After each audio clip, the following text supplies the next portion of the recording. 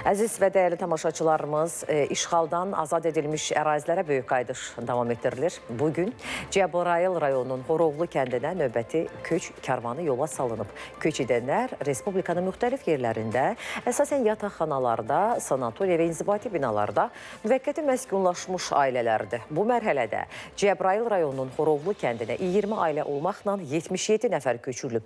Doğma yurda qayıdan sakinlər hər tərəfli dövlət qayğısıyla əhatə olunduqlarına görə Prezident İlham Əliyevə və birinci vitse-prezident Mehriban xanım Əliyevaya təşəkkür ediblər.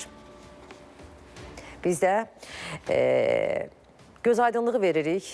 Nə gözəl ki, öz doğma yurdunuzdasınız. Nə gözəl ki, artıq bizi oradan izləyirsiniz və nə gözəl ki, biz belə möhtəşəm xəbərləri işğaldan azad olunmuş ərazilərimizə yüksək səviyyəli qayıdışla bağlı informasiyanı bütün xalqımıza çatdırırıq.